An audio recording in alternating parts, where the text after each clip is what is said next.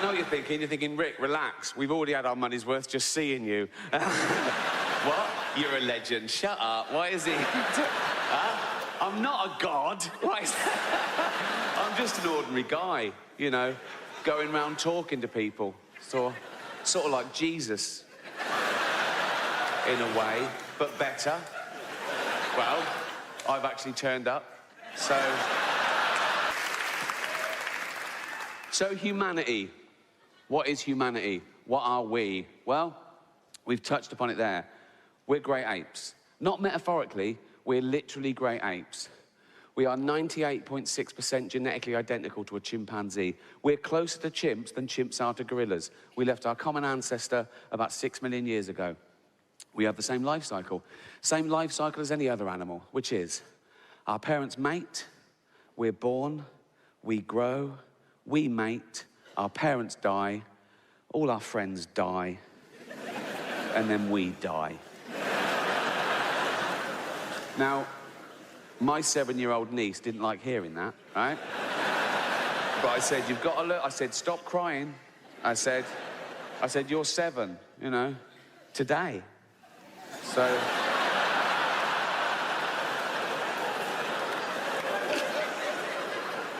any more grisly and this party's cancelled. So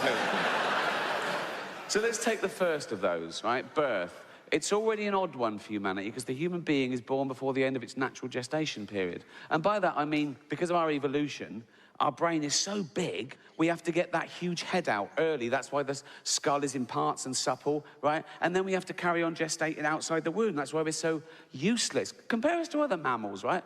A giraffe is walking along, it goes, oh, I'm proper pregnant, right?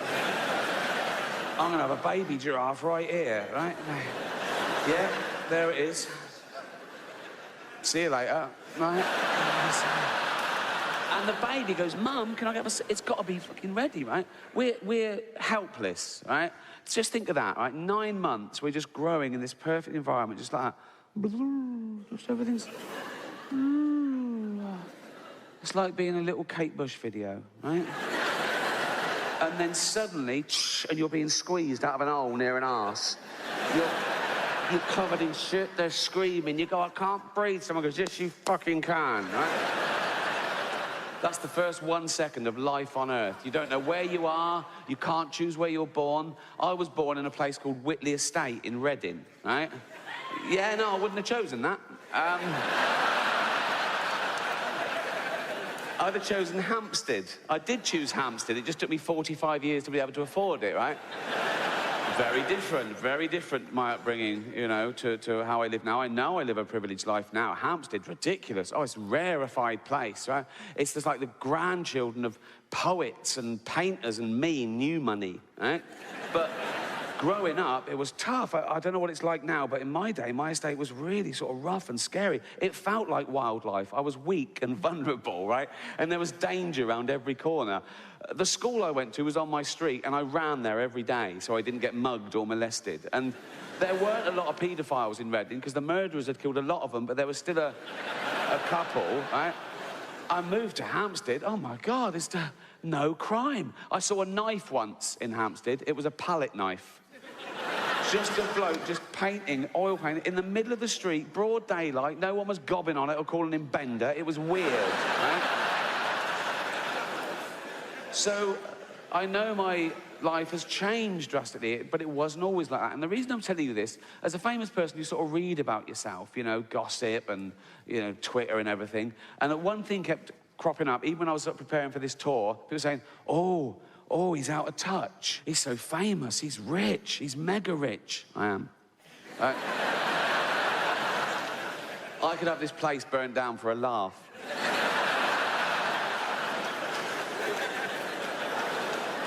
No, but they say things like, oh, he's an observational comedian. How can he say things that relate to ordinary scum? And I say, don't call them scum, right? But the world is getting worse, and I blame the beginning of its demise on social media. Because Twitter and Facebook, that's where this ridiculous notion bred, right, and became stable, that it was more important to be popular than right. right? Everything was like me, agree with me. It falls into two tribes. Oh, I don't agree with them, so I'd block them, right? And now, in this post-truth era, people don't care about the argument. They don't look at the argument. They say, who's saying the argument? No, they're not on our side, right? It's ludicrous, okay? And it also bred this ridiculous notion. We've always had my opinion is worth as much as your opinion. But now we've got my opinion is worth as much as your fact, which is nonsense. I get tweets from people saying, well, I believe the Earth is 6,000 years old. Well, I believe you're a fucking idiot then, right? You can't have an opinion on the age of the Earth, right? You can have your own opinions, but you can't have your own facts, right? But it was all about being popular, right? And even politicians picked up those symptoms. Politicians tweet now, they want to be popular. We had a referendum about Brexit because they were passing the buck. They didn't want to make a mistake. So, and the other thing is this ridiculous thing of, oh, let's ask the average person what they think. Let's stop asking the average person what they... Do you know how fucking stupid the average person is?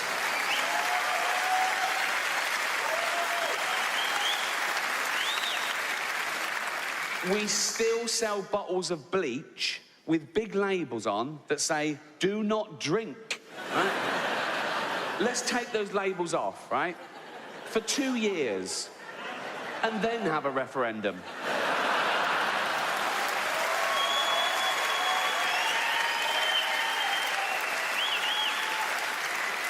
But it's not just politicians, even real news. The news on TV says things like, well, tweet us your news. No, don't let them tweet you the news. I saw Tyrannosaurus Rex, you liar, right?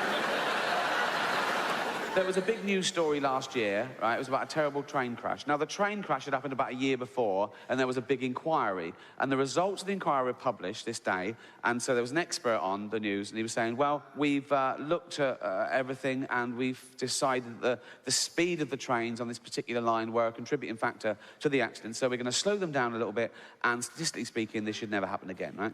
That should have been the end of it. But the guy went, wow, we went out and asked the general public what they thought.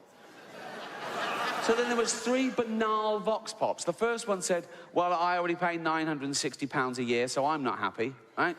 And the next one said, well, it takes me 45 minutes each way, so it's not good enough, right? And the last one said, well, I always say, it's better to arrive at work late than dead. Why is that on the news?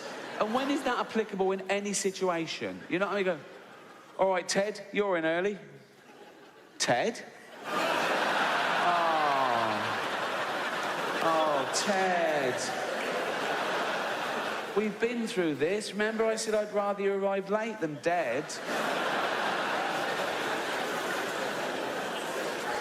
But the big enemy is stupidity, right? I want to share with you the most stupid tweet I ever got, I think. All right.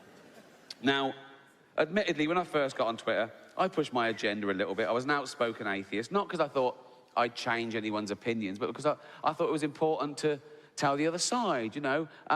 There's still 13 countries where people are put to death just for being an atheist, and there's people bullied, and I just wanted to say, it's fine to be an atheist, it's fine to believe in God, and it's fine not to. That's what I was saying, really. And then I realised I didn't even have to tweet about religion or atheism. I could just tweet a fact, and that annoyed just the right people, right? I tweet things like, happy birthday, Earth, 4.6 billion years old today. And someone would always go, oh, we know what you're fucking doing, we know what you're doing, right? So, this is a tweet I got from someone after one of those, I assume, right? And it was all in capitals, which excited me. That's the sign of Twitter madness, mixed with anger. It's great, right? And I looked at his profile, and sure enough, he's a gentleman from Texas. He's a fundamentalist, creationist Christian, right? Which is fine. He loves God. He loves God and fetuses, mainly. He loves the fetus from conception to when it turns out gay. And then he's...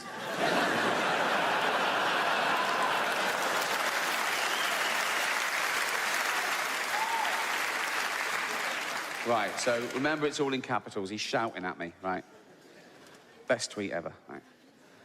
Your science, my science, right? Science, by the way, is spelled S-C-I-E-N-T-S. Already good, isn't it? I mean, he's obviously heard the word. He took a guess. never seen it written down because it's not in the Bible. So your science won't help you. Well, it will.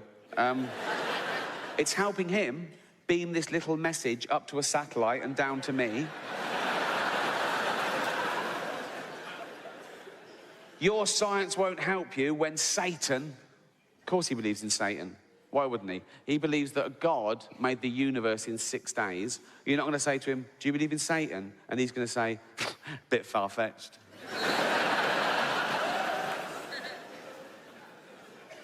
Why doesn't God kill Satan?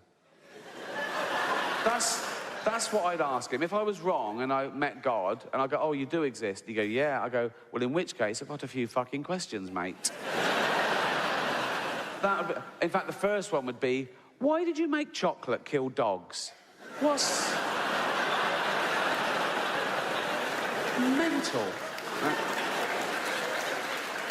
Also, if you hate homosexuality so much, why did you put the male G-spot up the arse? What is wrong with you? Then I'd say, why don't you kill Satan? And he'd go, what? I go, why don't you kill Satan? If he does all the bad stuff and you do all the good stuff, yeah, and you want good stuff, yes, yeah. I mean, you do want, yes, yeah. And you could kill him, couldn't you, if you wanted? Yes, because you can do anything easy, yeah. Why don't you kill him then? Because... shut up.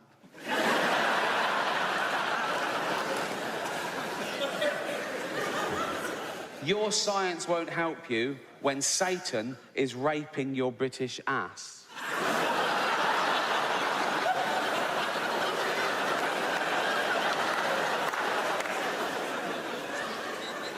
And he's got a point.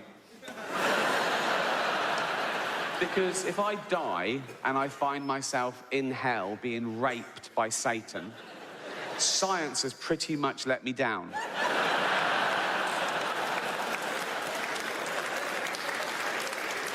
But it's this last line that he just throws away. This line that he signs off with makes this the best tweet I've ever received, right? Your science won't help you when Satan is raping your British ass. I'll be laughing. So... he's there too.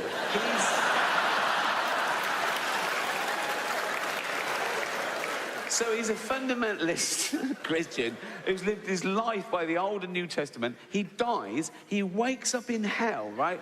Which must be off the charts on the scale of emotional trauma for a Christian. You want to go, oh my God, I'm in hell. Oh my God, why have you forsaken me? I'm in hell, it's the worst place. No, it's for eternity. I'm going to be tortured for eternity. Sees me getting raped, goes, what, he's suddenly over it, is he? His day suddenly got a little bit brighter, right? And like he's not next, right? So he says, I'm getting raped, right, by the devil, right? And he's just there, you fucking atheist scum, right?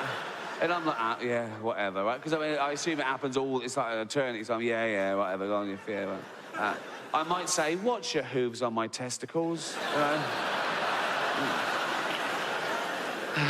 And he'll go, why are they so distended? And I go, oh, like you're Brad Pitt. You know what I mean?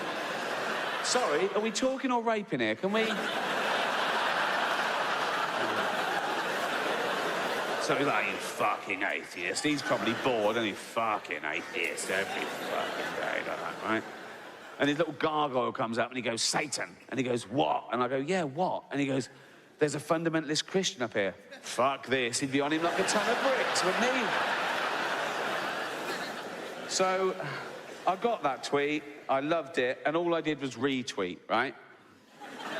And just watch the fun, people piling on, going, loser, and all this stuff. And he's fighting back really witlessly, saying things like, go fuck your sister, you English faggot. That makes no sense at all.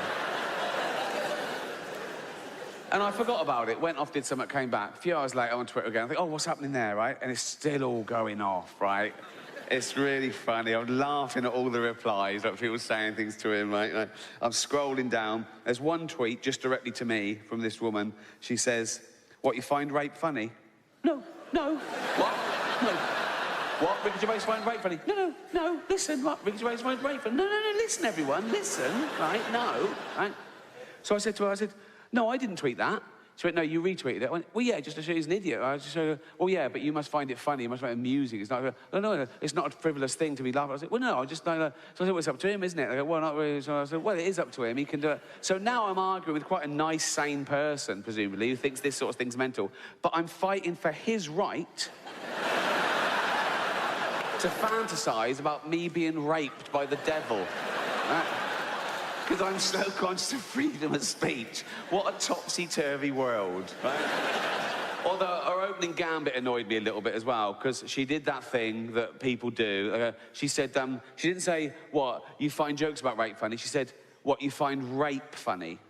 And the answer to that is no, of course not. No one finds rape funny. Not even rapists find rape funny. Do you know what I mean? There's never been anyone giving evidence going, well, it was dark and he was wearing a ski mask and he was giggling. That's never...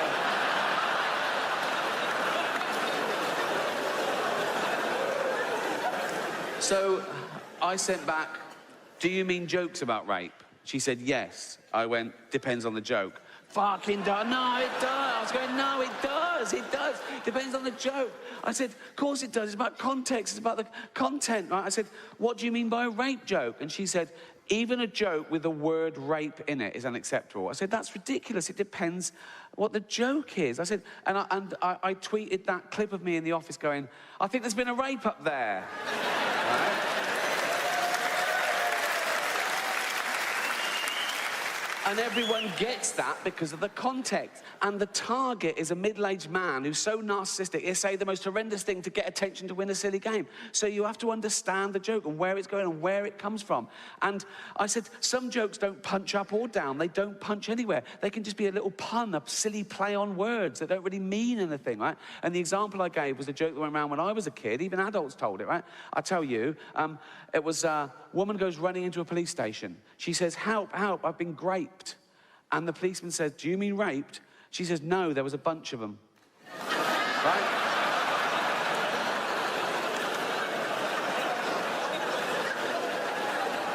That is a rape joke, right? So, and I even said to her, I said, no, I agree in most, yeah, real rape jokes where they're fucking horrible and the victim is the target. They're disgusting. I'd never tell those. But it depends on the joke, not the word or the subject, right? And I think I calmed it down. I said, and they agreed, yeah, some jokes are worse than others, right? And she ended it with saying, well, okay, I see your point, but still, I will laugh at a joke with the word rape in it when I know that no one in the audience has been raped, right? I should have left it. I just sent back, what a weird door policy.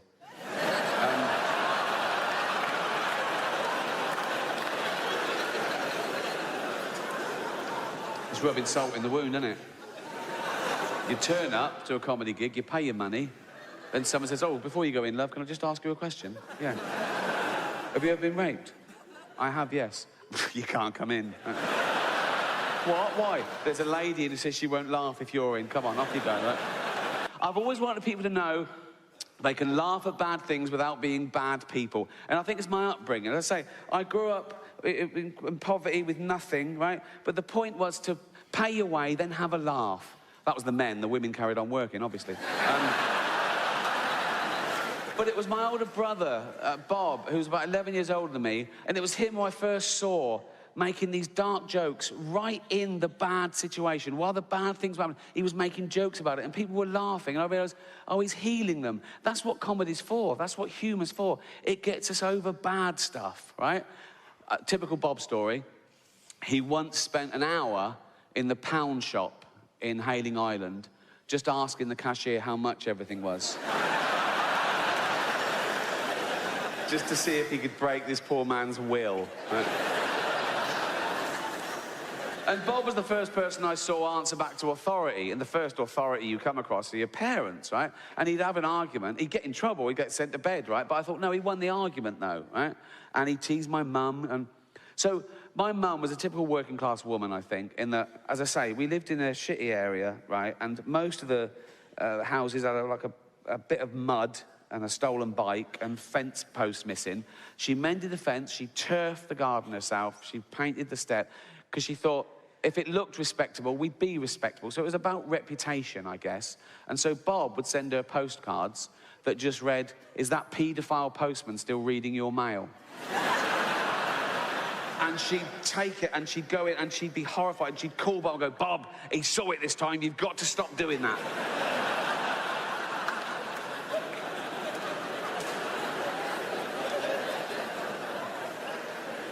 Even at her funeral, my mum died first and my dad carried on for a year or so, just drinking beer in the garden, and he went, right? But for my mum's funeral, we sort of split up into different duties. I went and did sort of catering and flowers, and Bob went to see the local vicar. That was a mistake, right? We'd never been to church. He didn't know us. We didn't know him. So he just said to Bob, "Tell me about your mum so I can say a few words." And Bob saw that as an opportunity, right? So Bob, with a straight face, said to him, "Well, she was a keen racist." And the vicar went, "Oh, I can't say that." Bob went, "OK, but she liked gardening," right? And he was trying to get something past the vicar, so the vicar would say something and make us laugh in church. He didn't warn us, right? And he did get something by the vicar. So we're called Ricky, Robert, Bob, Ricky, Robert, Marsha, and Larry. Now, Larry is the oldest. He's in his 70s, born in the war, right? I've always thought he was the sensible one, OK? I suppose firstborn, weight of the world on his shoulders. In fact, my mum told me that when he was a teenager, he got a job and he gave her the money to bring up the rest of us to help out, right? So he's a stand-up guy, Larry, right? So Bob gives the vicar the wrong name. Didn't warn us. We're all in church, right? Start of the funeral, we're all there, right? Packed out, right? The coffin comes down, guided by the vicar, the coffin gets out. The vicar goes to his pulpit, all confident with his little notes, right? And he goes, "Eva leaves behind 4 loving children, Ricky, Robert, Marsha, and Barry." And we snort like that, right? Bob sort of looks around. Everyone realised what's that. We were all fucking laughing. We see Larry go, right? And the church is like... Every time we thought of it, people would go, we'd see Larry go, right. And then it would just start giggling, just fits and fucking giggles, right? And then Larry eventually sort of started doing this, right? And the vicar's thinking, what have I said, right? And he put in a few little things that the vicar wouldn't know about that he said would set us off again, just things that were just lies or just slightly wrong. And my niece and nephew started crying, and I'd come prepared, right, with a little packet of those tissues. I was giving them those, and they were taking one and handing it on. But before the funeral, I'd taken all the tissues out, written on them, carefully folded them back and put them in. So they were pulling out a tissue and it said, "Snivelling fucking bitch," right? And they're sort of laughing, right? So it was like a madhouse, right? Everything the vicar said or did, we all started just fucking laughing, right? And you could see the vicar was visibly sort of shook a little bit, right? And he ended the funeral and he made a beeline over for me and Bob, right? And he came and said, "Sorry, was that okay?" And me and Bob went, "It was fucking brilliant, mate. It was fucking brilliant, mate." And that's what I'm talking about. We're all going to die. So we should have a laugh, because if you can laugh in the face of adversity, you're bulletproof, OK? And me and my brother Bob had one simple rule, and that was, if you think of something funny, you've got to say it, right? Win, lose, or draw, right? It might go well.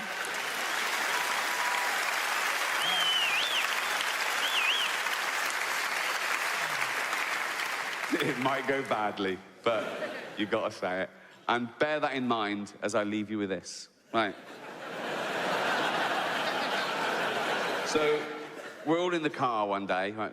Bob's driving, right? Packed in this car, going for a little day trip to the beach, right? And we get stopped, little security check, right? And there's a British Bobby there, like that, and he just stops the car. Bob winds down the window, he said, "Where are we off to then?" Bob went, "Bognor." Right? He went, "Can you just pop the boot, please?"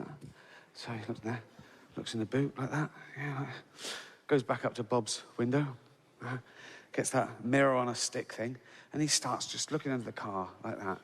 And as he does that, his helmet falls off, right? And out of the helmet falls a packet of 20 cigarettes. And the copper just went, oh, I bet you've always wondered what we kept under our helmets.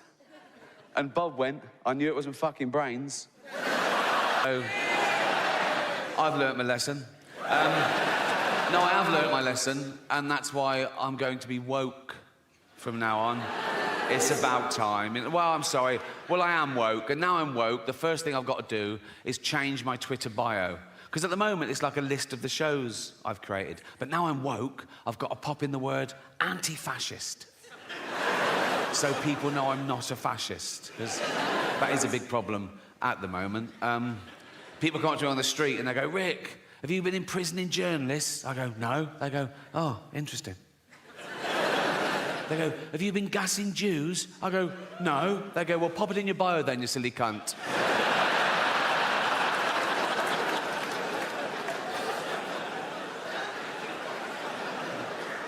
So, yeah, I'm not a fascist. It's an odd thing to just declare, isn't it, that you're not a fascist? We assume, don't we? You wouldn't go up to someone on the street and do that, would you? And go say, oh, by the way, I'm not a fascist. You know, it's like they protest too much. It's like going into a school and going, I'm not a pedo, so just forget I even mentioned it. So these kids are safe running around me. They can run around naked for all I care. I'm not a pedo, so... Of course, the word fascist has changed. Traditionally, the word fascist meant a member of a far-right authoritarian regime that uses militarism and violence to suppress individual rights. Now, the word fascist can mean liked a Joe Rogan tweet. So, words change, yeah? And that's part of the reason I'm going to become woke, is words change, and I don't want to be left behind, you know? I don't want to end up like my granddad in the 70s. Oh, he was all like, coloureds this and queers that. Oh. Although the word queer is all right again now. So if you wait long enough, it just goes full circle. Just be patient is my... So yeah, you can use the word queer. You still can't use it as a noun, only as an adjective. You can't go up to someone and go, you're a queer, but you can go, hear about Darren? He's queer now. If Darren is definitely bent. You can't go around just slagging off Darren willy-nilly. Do you know what I mean? You can get sued in this country for saying someone's gay if they're not, you know, which is a homophobic law, because you can't be sued the other way around. You can't be sued for saying someone's not gay if they are, which seems unfair, doesn't it? Like, I could go up to Britain's biggest gay and go, all right, Alton, all right, and he'd love that, he'd fucking love that. If that's your game, you want to be top of the pile, so to speak, right? I'd go, all right, Alton. He'd go, yeah. I'd go, ha, ha, ha, ha, ha, ha, you're not a gay. He'd go, I bloody am. He'd go, I'm going to sue you. I go, you can't. You can't. He'd go, but know that I am gay. I go, I don't believe you are. He'd go, well, come on with me and see the shit I do if you don't believe me.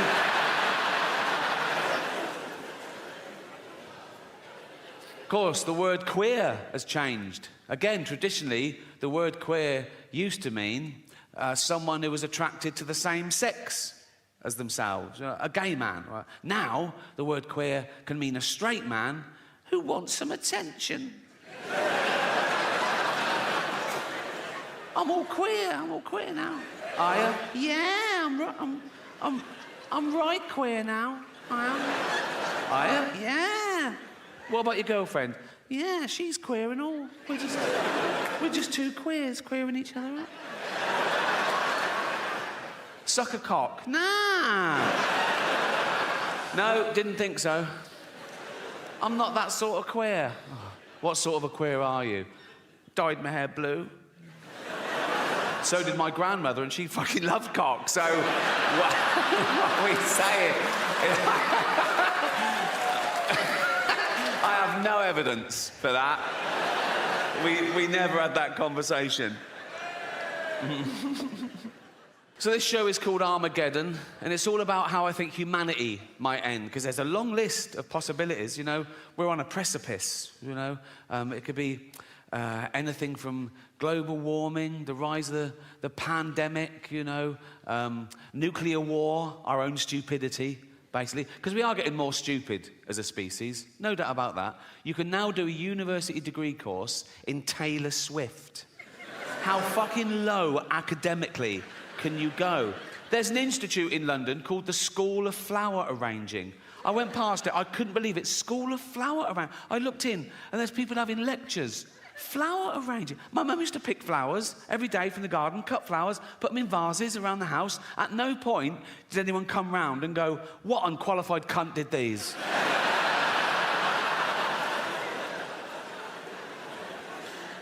Yeah, the Earth is in a terrible mess, and it's my fault, my generation's fault, and the generation before, the boomers, with their deforestation and their fossil fuels, ruining the ozone layer, raising the temperature by a few degrees, so parasites, you know, bacteria, and these zootropic pandemics are just going to get worse and worse. Like, if you're 20 years old now, you're going to have a very different middle age to me.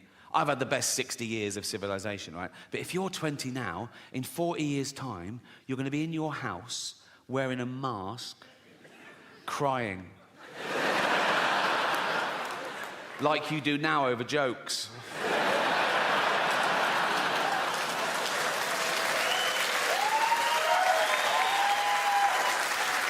And I'm not going to be around to see that, but I am going to spend my entire fortune from now on private jets to make sure it definitely fucking happens. We're going to be the first generation that future generations are jealous of, right?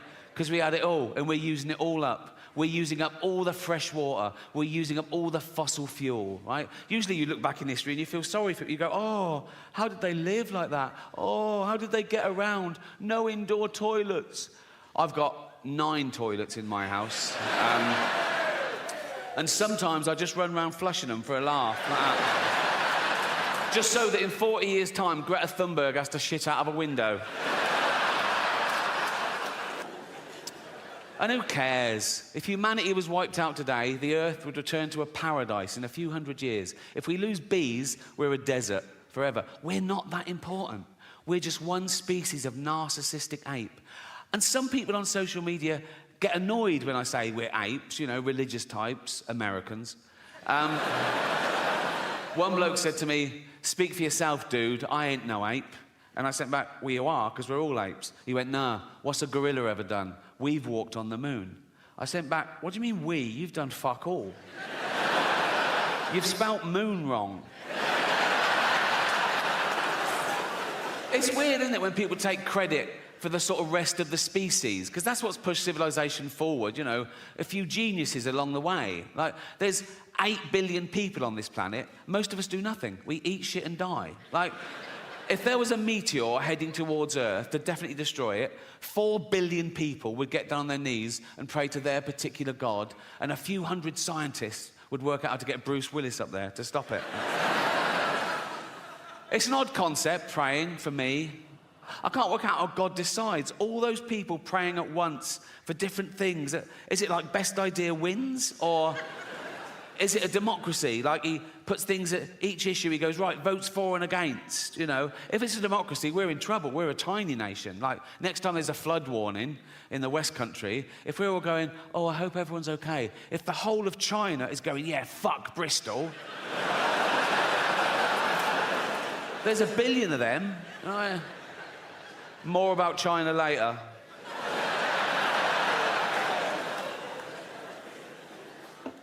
Yeah, I've always found praying quite strange. Like, if I bump into a friend or neighbour and I know they've got a little kid, and I go, oh, how's so-and-so? And they go, oh, not good. He's in intensive care. We don't know if he's going to pull through, but I pray every night. What I do, as an experiment,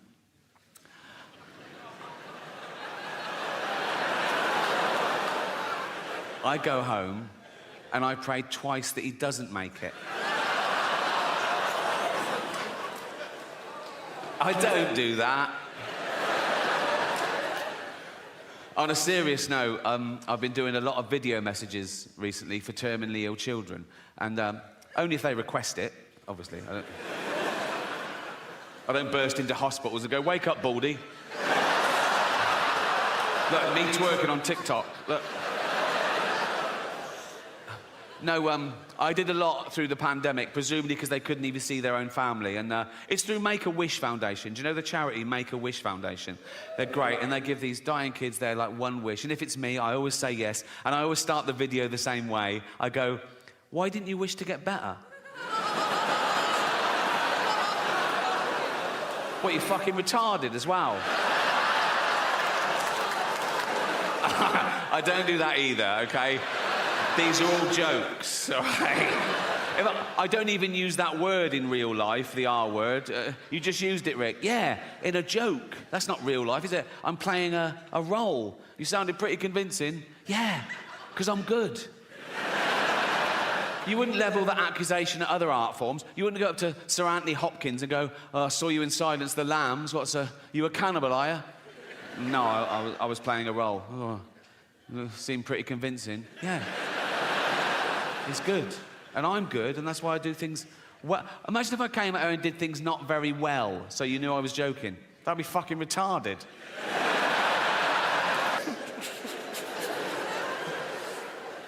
It's very sad. But we all die. We all know we're going to die. And we all do die. So it doesn't really matter if we die one at a time along the way or all at once in one big final Armageddon. The result is we're all going to be dead one day, and we're all going to be dead forever. And I've been to a lot of funerals in my time. You live this long, you know a lot of people, they die, right? And I don't mind funerals because it's the end. You know what I mean? I hate weddings. Oh, fucking hell. It's so much hope. You know what I mean? And they're needy and arrogant. It's out. They go, "Oh, we're getting. Do you want to come and watch us for 12 hours? No, fuck no." Even the invite is arrogant, isn't it? It's like a royal decree. You are cordially invited. It's not a fucking honour. I don't want to go to your shitty wedding. Do you know what I mean? And then you go, "Oh, right, yeah. When is it?" And they go, 2 years' time. They know you haven't got an excuse for 2 years' time. So you just have to hope that one of them dies. You know what I mean? And so you go, "Oh, yeah, I'll be there, yeah. Where is it?" And they go, "India." "Oh, fuck off. I'm not having injections for you, you boring bastards." And I've got a big family now, a big extended family, and there's always one of them getting married, and they know I've got a bit of cash, so I can't give them a tea set anymore. I've got to get them their first fucking house. You know what I mean? I've got a big family because I had older brothers and sisters, and they all had loads of kids, and their kids have had loads of kids, and their kids have had loads of kids, because we're chavs, basically. There's a new baby every Christmas. It's one of those families. You know what I mean? I go home, it's crowded. I go, oh, who's this? That? Oh, yours? Oh, well done. I don't know him, I don't know her. You know what I mean? It's like... But what I've done over the last couple of years, I've got them each individually, right, in private, and I've told them that I'm leaving my entire fortune to just them, right? But to keep it secret. So they all love me, right? And I'm not doing a will, so my funeral is going to be a fucking bloodbath. I'm at that age now where people ask me what I've got planned for my funeral. Even journalists say, "Oh, what's your funeral?" I go, "I don't know, I haven't planned it." They go, "No," I go, "No, it's fucking depressing. Also, I don't care. I'll be dead." They go, "Don't care about what people think of you." "No, I'll be dead." They go, "What about your legacy?" Fuck my legacy. You can't plan your legacy. I think of all these people who died thinking they'd be loved forever. Eminent people going, "There is a statue of me in the town square." And now they're pulling down the statues, aren't they? Going, "Pull down this fucking statue." Why? He was a slave trader. Pull down the fucking statue. He built the hospital. Should we pull that down? No, leave the hospital. Leave the hospital. Just pull down the fucking statue.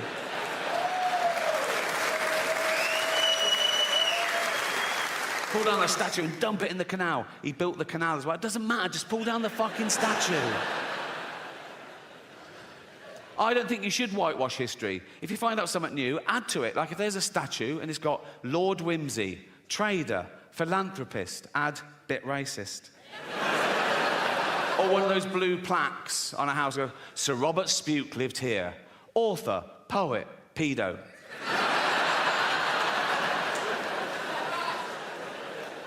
I think we live too long. That's why we have time to worry about all this. We're not meant to live this long. As a species, we're about 300,000 years old as Homo sapiens. We've been around as hominids for a few million years. And of course, along with every other life form that exists at the moment, we've been evolving for 3.5 billion years. Everything that exists at the moment all came from the same little blob of organic matter 3.5 billion years ago. That's why it annoys me when people say, oh yeah, humans, we're the most evolved. We're not the most evolved. We're no more evolved than the slug or the snail. People go, oh, come on, look at them. Yeah, they got it right early doors. Nature keeps testing them. Do you want eyes? No. Not really. No. I have noticed one thing about the slug and the snail. Let's not split hairs, let's be honest. The snail is basically a slug with a shell on it, isn't it, right? But if you pull the shell off the snail, it starts giving it all, oh, I'm dying. And the slug is like, welcome to the real world, cunt. You know what I mean? So yeah, we've been around for about 300,000 years. And for most of that time, we had the same life expectancy as every other wild ape, 35, 40, if you're lucky. You're born, you grow, you mate, you're playing with your kids, you get a cut, you go, oh, what's that, dead? Right? But now with antibiotics and medicine, we've pushed that forward. A child born today can expect to live to about 100. And scientists said soon that'll be 120. And science also said that in the near future, there's no reason with proper care and attention that human beings won't regularly live to 150 years old, which is amazing until you remember that we get a set number of brain cells, right? Which we only lose. You can't get them back. So in the future, there's going to be 15 billion people on the planet, you know. Half of them are going to be over 100, and they're all going to have Alzheimer's. It's going to be like Dawn of the Dead. It's going to be fucking horrible. You know? My auntie died of Alzheimer's. I don't know how you die of Alzheimer's. She forgot to live. Right? And for the last couple of years, she was in her home, and my cousin, her only kid, used to visit her like once a week, and it got more and more depressing because soon she didn't recognise him, and then she didn't know who she was, or you know, and then she died. And at the funeral, we were sort of reminiscing about the good days, some of the funny, absent-minded things she said and did, and we realised, oh, probably that was the beginning of the disease before it was diagnosed. And this is a true story. Once, my cousin went home from work, and he went in, and she went, your tea's in the oven, I've had mine already. He went, oh, cheers, Mum. And it was like a fish pie, right? He ate the fish pie, then he went, oh, God. And he ran upstairs, vomited, went back down and went, Mum, the fish is off, I've just been really sick. And she said, yeah, it made me really sick.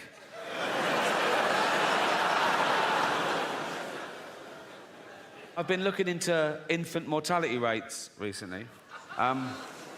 For research, it's not a fucking fetish. Like, a child born today in the UK has a percentage chance of survival of 99.8%, which is incredible. I thought, is that just the mollycoddled West? And I was putting in third world countries. And even in Africa, it's like 96.5%. In the wilds of Africa, where everything wants to fucking eat a newborn baby, babies are vulnerable enough, aren't they? In Africa, a baby can be born in a mud hut. There's a lion outside. It's covered in blood because they can't wash it. They've got no water. Oh, and it's already got AIDS. Now, by the time that joke goes on Netflix, it'll be nuanced. There'll be an underlying satirical point, I'll claim. But until then, all I've got is, baby's got AIDS. I know that it's funny. I just have to work out why. Leave it with me. Leave it with me. Also, by the time that goes on Netflix, I'd have been playing arenas around the world. It'll be hitting hard, people will be laughing. So if you are an African woman and you just had a baby in Africa, and the doctor goes, oh, I'm sorry, your baby's got AIDS. You go, oh, my God, you're there. You know, a little baby's got, you're there with your husband, and you go, oh, our baby's got AIDS, Jeff. Jeff.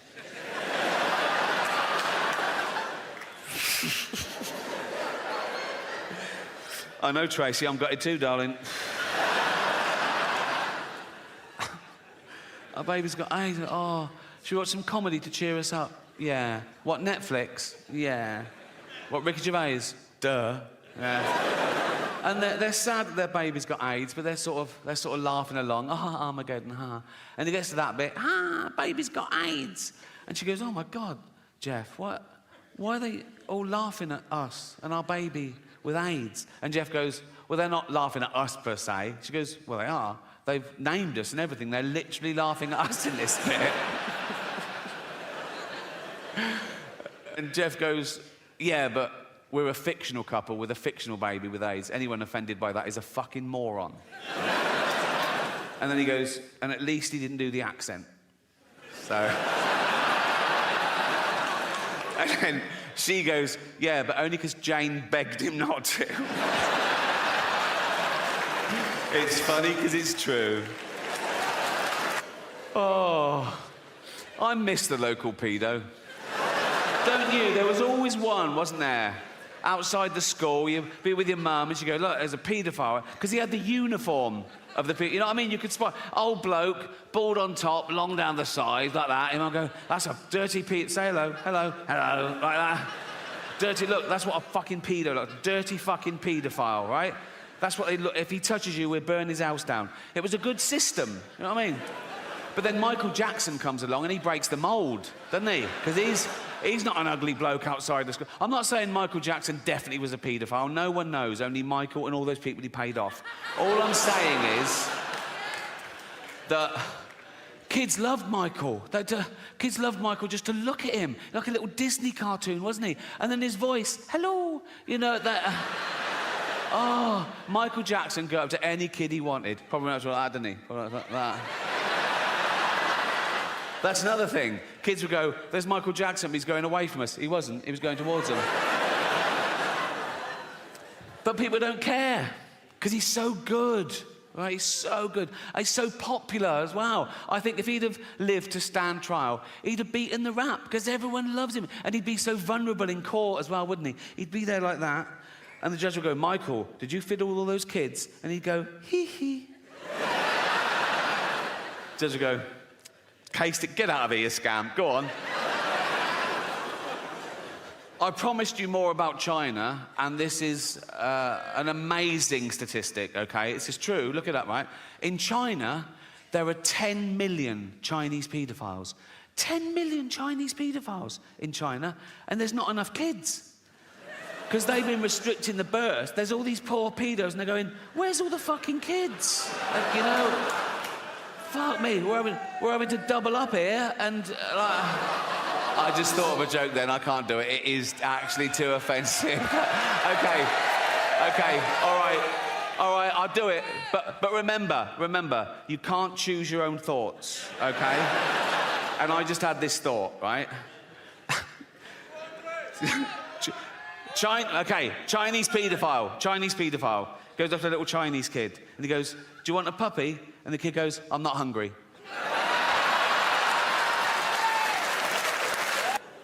Oh, cultural appropriation. Have you heard of that? Cultural appropriation, the latest no-no. Now, again, in my day, it was considered a good thing to swap ideas with other cultures, with other nations, to share things with other races, to assimilate. It was the opposite of racist. Now it's racist. Gwen Stefani got in trouble in her last video because she had her blonde hair in dreadlocks. People go, no, black people invented dreadlocks, you can't have them, you're white, that's racist. Jamie Oliver got in trouble when he put out authentic jerk chicken recipe. People go, no, black people invented that, you can't have it, you're white, that's racist. Now, black people, they use the N-word, don't they? We invented that.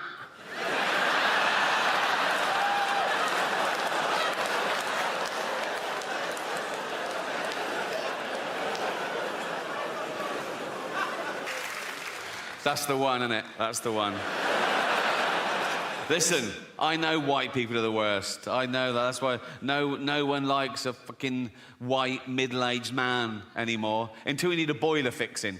Then it's get the bald bloke round now. Critical race theory, have you heard of that? Being taught in schools now, particularly in trendy areas like LA, right? Just like 5-year-old kids and 6-year-old kids. If you haven't heard it, in a nutshell, critical race theory says that all white people are racist. Says that we're born racist and we continue to be racist because we're affording the privilege of a racist society set up by our forefathers, okay? So basically, all white people are racist and there's nothing we can do about it, which is a relief. Some people don't think we evolved in the first place. Some people think that God made us all at once in one fell swoop and by himself. I think if he'd had a wife or a mate, there'd have been questions when he was working, wouldn't they? Be like, what are you doing? Creating man. Oh, what's it got? What do you mean, what's it got? Has it got, like, claws and fangs and shit? No, not really, no. Oh, has it got poison? No, no poison. Oh, has it got armour, like spikes and shit? No, no armour. How will it survive? It's got the best brain in the animal kingdom. It'll work stuff out. It'll create weaponry to take down beasts 100 times mightier than itself. It'll wear their carcass through the Ice Age. It'll go through famine. It'll go through world wars. It'll eventually start getting scared of words. But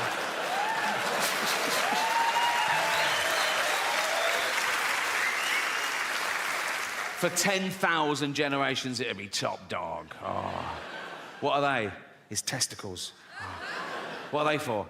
He keeps everything in there. His seed, his DNA. What's DNA? It's like a blueprint for life. It determines what you're like, what sex you are. How many sexes are there? 2.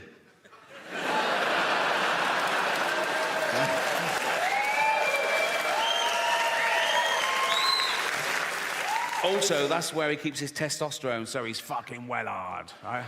And if you take a finger and flick a testicle, he's fucked. He's absolutely fucked. He's throwing up, he's on the floor, he's out of the game, absolutely kippered. Why are you putting it on the outside? For a laugh, just for a laugh.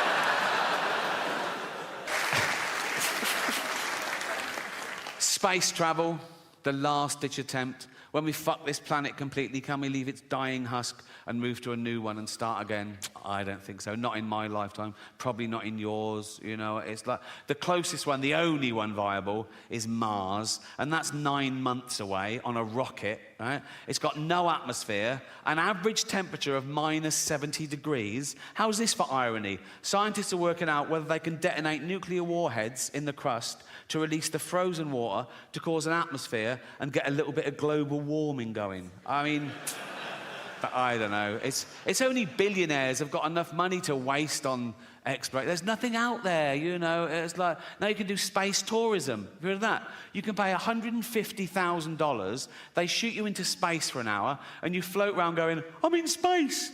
I mean, we're already in space. Earth is right in the fucking middle of space, right? It's the best bit of space there is. It's got car parks and cinemas. It's like there's nothing else to see. It's like living in London and going, I wonder what Coventry's like. You don't...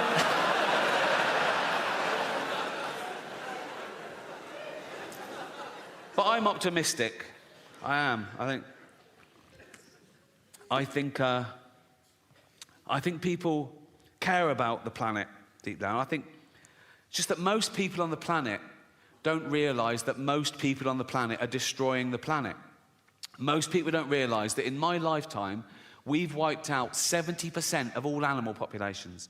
And what's left en masse on the earth of animals is 36% human, 60% farm animals just to feed humans, and 4% wild now. People don't realise that we have to tear down entire rainforests, the lungs of the earth, just to grow grain, to feed these cows, to feed us. We steal grain from third world countries because they want hard currency. They can't even feed their own people. We take their grain, feed our cattle.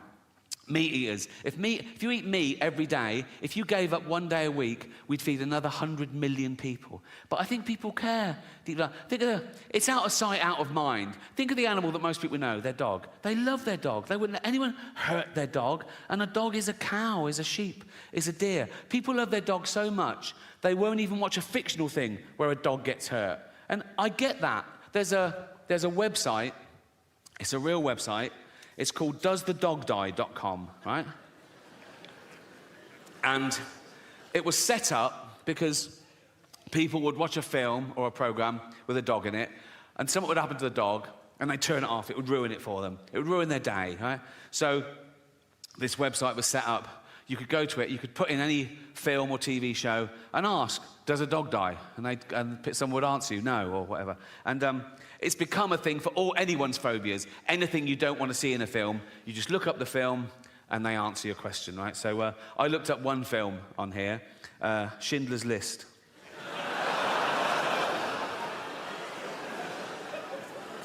Absolutely real. Schindler's List, doesthedogdie.com. Right? First question, does a dog die? No. Does a cat die? No. Are any animals abused? Someone answers, there is a chicken that's handled roughly, but otherwise unharmed.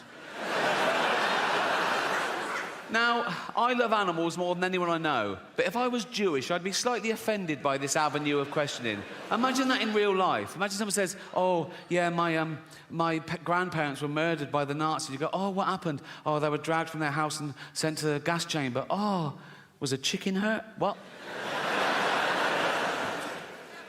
But as I say, it's become, you can ask any question about anything. Someone says, is there child abuse? Is teeth damaged? Is there a hanging? Does someone struggle to breathe? Yeah. Well, yeah, yes. Someone says, does someone fall downstairs? Who's scared of slapstick? It's like...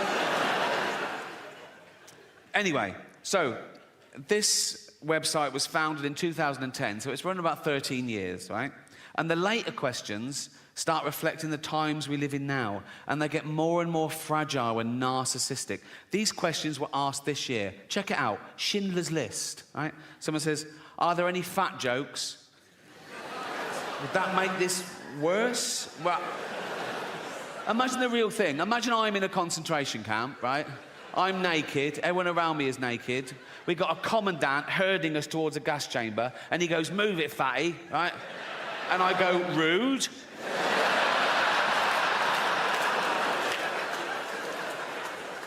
No, that has ruined the whole experience, if I'm honest.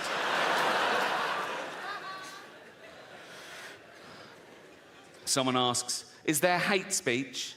Yeah, there is. Suck it up, Buttercup. Are there any man in a dress jokes? Very few jokes. If you've come to this film for a giggle, you're going to be very disappointed. But this one takes the biscuit for me. Remember, this is a movie set in the 1940s about arguably the worst atrocity in civilized human history. Check this out. Is someone misgendered? Fucking hell. This is quite sweet. Is there any anti-Semitism? Yeah. This is pretty much the mother load, right? Forget Kanye. This is off the fucking charts. Don't do that when you're talking about this. Fuck's sake. I was doing the graph. I was doing like that. This is off the charts. That's... Wouldn't things have been different if that was Hitler's salute? The whole thing would have been... He goes like, it's Hitler. Like that. Hiya.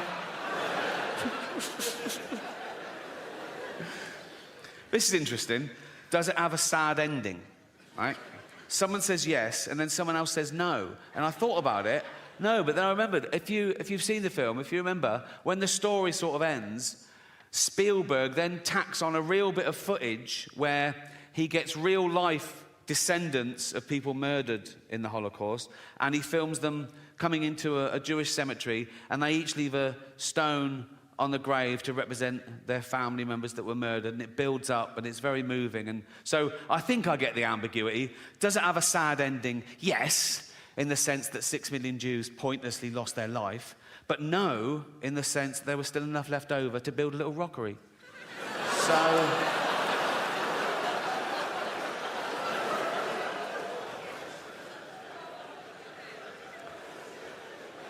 I asked one question myself on this. Is James Corden in it? You're watching another episode of Religion is a Joke here on Stranger Bible. Ricky Gervais's Humanity and Armageddon specials aren't just comedy, they're intellectual wrecking balls, swinging straight through the flimsy facade of religion, leaving nothing but rubble and a few awkwardly silent prayers. After watching this hour of razor-sharp comedy, one thing becomes brutally clear. Religion isn't just wrong, it's a punchline that stopped being funny around the time we stopped burning witches. you realize God isn't some grand cosmic mystery. He's the ultimate absentee landlord.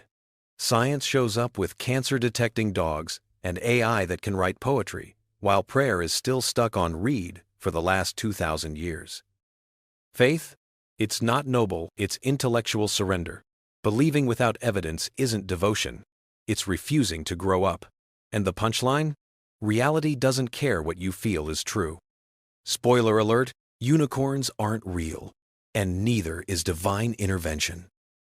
Heaven and hell? They collapse under scrutiny, nothing more than cosmic extortion, invented by people who couldn't win an argument without threatening eternal torture. It's the original do what I say or else scam, and humanity fell for it hook, line, and sinker. And the real horror isn't divine wrath, it's human stupidity. AI, outrage mobs, and blind allegiance to ancient myths are what's actually driving us toward extinction. Turns out, the apocalypse won't be divine, it'll be a selfie stick malfunction. The final takeaway? Religion sells false hope, but stupidity is the only prophecy guaranteed to come true. And if history is any indication, we're right on schedule. To survive, humanity will need to shed its childish beliefs, stop waiting for divine saviors, and start trusting in each other, because the only salvation we'll ever find is the one we create ourselves. Thanks for watching Stranger Bible, where religion, comedy, and philosophy come together to liberate the mind, challenge belief, and remind us that sometimes religion really is a joke. Please remember to like and subscribe.